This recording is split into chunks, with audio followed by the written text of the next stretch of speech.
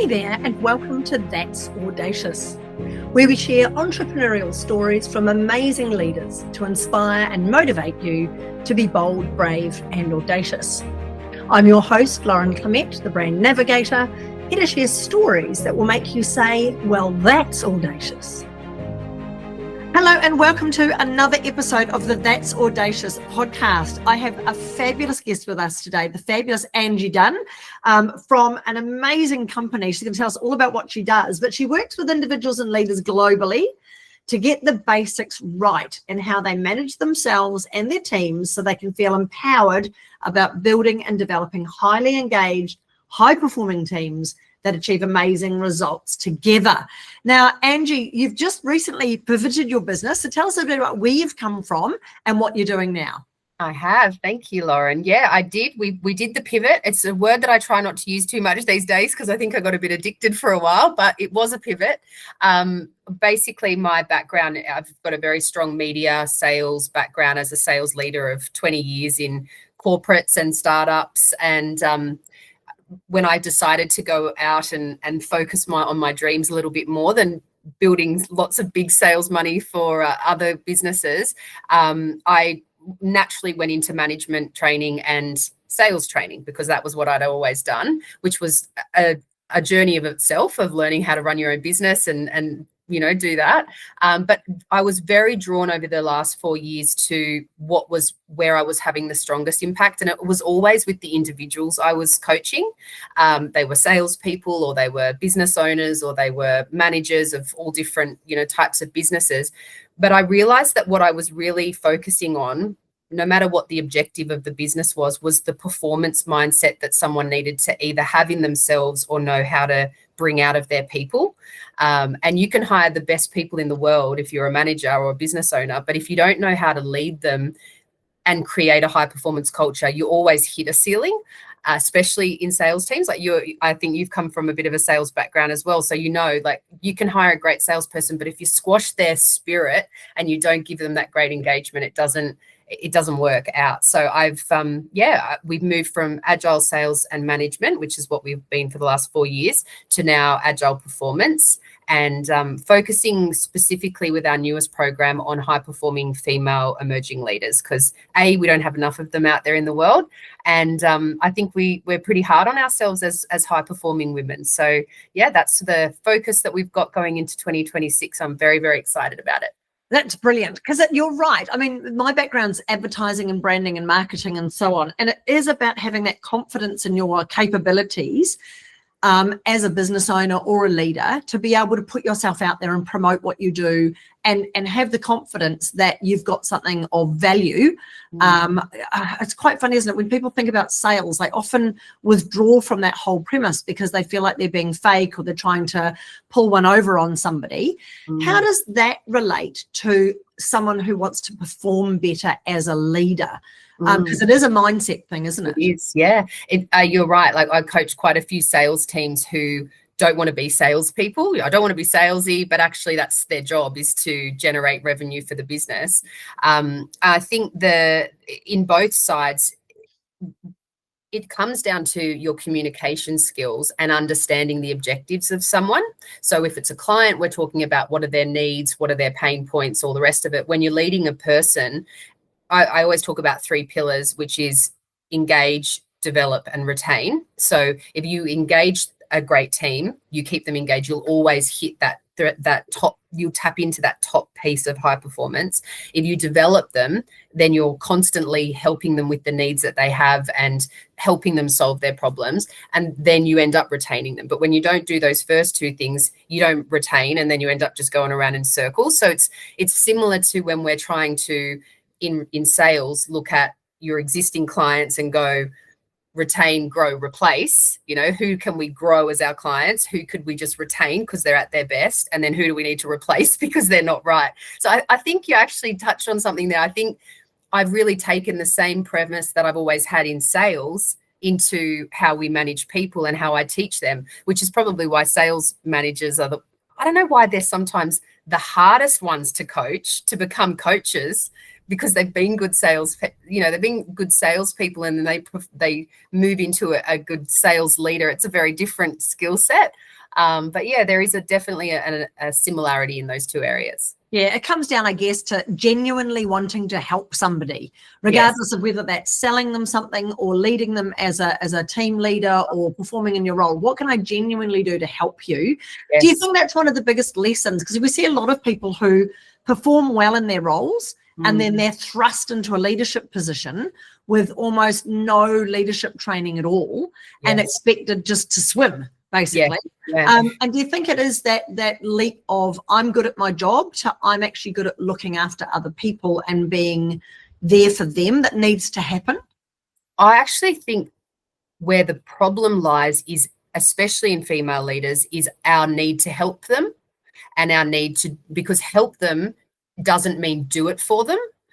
Help them means show them and then create the space for them to. So that's why that high performer jumping into that leadership is actually, one of the most common things I do see is their picture of being a great manager and a great leader is being there for them, helping them, and that then kind of feeds into that tendency that high performers have of perfectionism and doing it ourselves.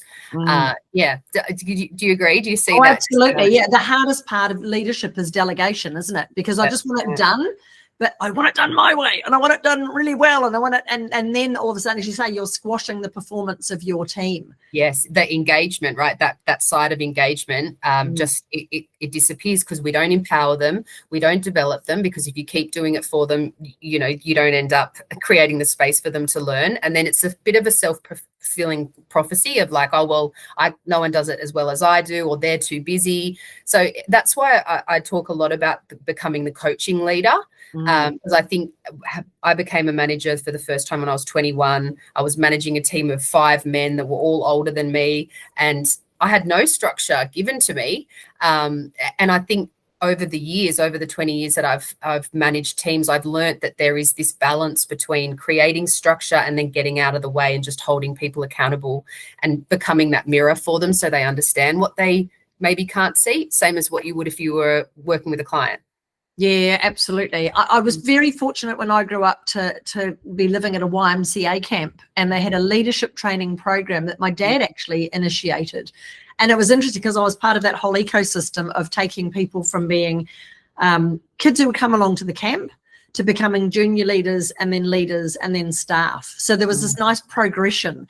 I think if someone's a leader who's listening to this and is feeling completely out of their depth, they've been thrown into a role and they're going, I'm really struggling. I know how to do the job. I've already performed really well. I just can't get my team to do it. What would you suggest the first best step for them would be? Definitely invest in the time to get very clear on what success looks like for the people that you have working for you. What do you need that to look like, and make sure that you've got it written down very clearly for yourself and for them, because one of the most common things I see is that there is not clarity there very often, even in the biggest businesses. Sometimes, Lauren, that lacks of like, how do you know if they've done a good job, like it being too subjective, and then really understanding that 80% as well as you would do is actually enough for you to keep moving, all of you, as long as you've got that feedback loop constantly happening. Because, I think getting that clarity of the list of what success looks like just allows you to know what to focus on. Otherwise, everything feels quite overwhelming. And that's not even just for people that move into leadership roles like they've got promoted, but often business owners that have done a really great job of growing their business and now have to hire people.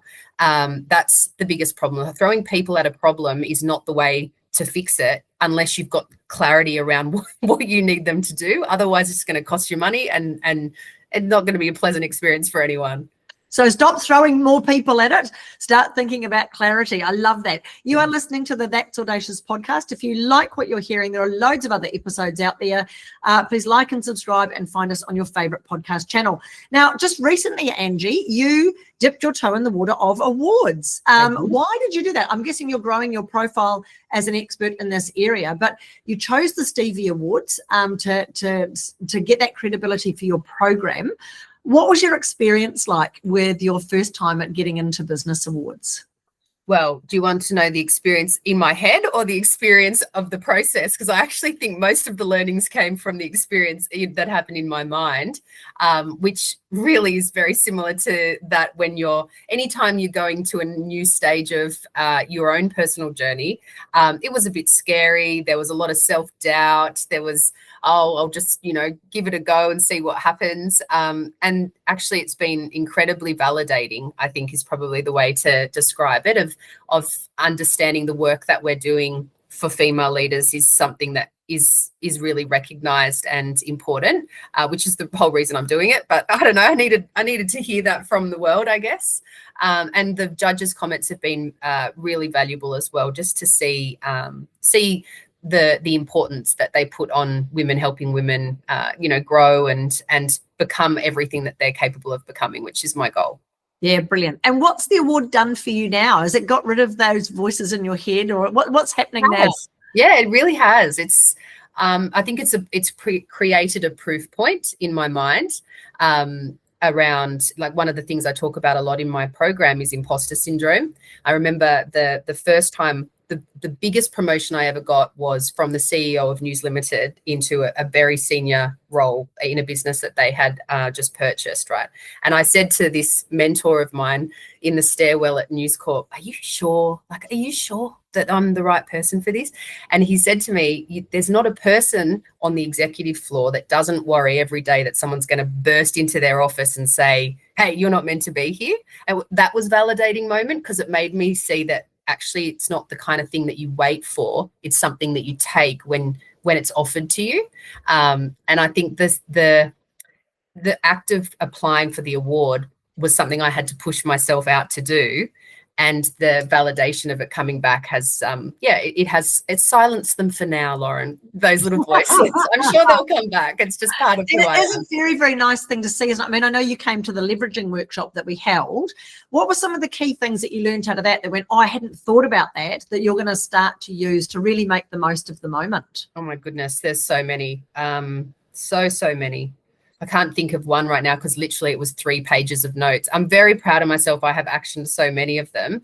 I'm coming up blank right now, but it probably just the fact that I need to share it more. That's probably it. Like, so many of the things that I walked away with were all under the theme of, you just need to tell people more. Because like, my philosophy in selling media sales was, you can't sell a secret, right? Like, you've got to tell people if you want them to buy your thing. I'm kind of the same situation. I'm here to help, but I don't want to tell anyone I am. So that's probably the lesson. Yeah, the world's best kept secret is going to stay the world's best kept secret until somebody talks about it. And it has to be, it's one of the biggest lessons, isn't it, in profile building, I believe, is understanding that you're your best supporter. Yes. And yes, you could get the media talking about you, you could get onto podcasts, you could do all these sorts of things, but you need to leverage it. You need to get out there and share it, which is so cool. Exactly. Now, one of the questions, Angie, that we ask every single people who comes on the podcast is, if you could go back in time and give yourself some advice to help you for where you are right now, what would that advice be? It would be to continue believing that anything is possible, and really let go of the limiting beliefs of what success has to look like. Because I think if someone had told me 15 years ago that I could be earning more money than I was when I was an executive, living in a beautiful coastal town, taking my girls to school, being home when they walk in, like literally living the dream, I would have, and did for many years, say that's not possible. Like, I'm going to have to sacrifice something. And I actually haven't had to sacrifice anything. So that is my advice. Like, it will just keep pushing it. It's 100% possible, which is very, very liberating. I love that. All the entrepreneurs listening to this are going, yes, there's a reason why I do what I do, because being your own boss, running your own company is not easy. And you just have to, it's sort of a little bit of insanity, isn't it? That you're just going to keep coming back, taking the hits, come back and do it again and do it again and do it better and so on. So. But I think also something I say to a lot of the business owners that I work with is, just because you could doesn't mean you should. And again, I think when it's your own business and there's so much more on the line, or people that are working in high corporate roles, or really high pressure, you can lose your identity to the job that you have. And I think that is the other, if I'd kept going like that as a mum, I probably would have had different advice for myself in answering that question. But you can be all parts of your life. It has to come with bravery and some hard decisions sometimes. So being strict on what you really, really want is that. Yeah, I love it. Know what you want and then go after it. Like Yes. no tomorrow. That's Really, brilliant. like know what it looks like, know Yeah. if that means being home at a certain time, have that non-negotiable. It really comes down to like the blueprint that we talk about in leadership, which is knowing the boundaries, knowing what success looks like, having clarity, and then all of a sudden it's very, very clear what you're working towards. What's in and out just becomes easier. Yeah, brilliant. It's my exact same way with personal branding, is know what you want to be known for and then go after that. So work it out first. I love it. If you've been listening to this incredible conversation, you want to know more about Agile Performance or indeed the High Performers Leadership Program, which Angie has available, the links will be available at the bottom of the podcast. So please check those out. Angie, it's been absolutely brilliant having you on the show today. Thank you so much. And I encourage all of our listeners to go out there and be bold, be brave, and be audacious. Thanks so much for listening to the That's Audacious podcast. Remember, there's no place for modesty in business, and you do deserve to be well known, well paid, and wanted. For more episodes, please subscribe to the podcast on your favourite channel or follow us online. The links are in the description below.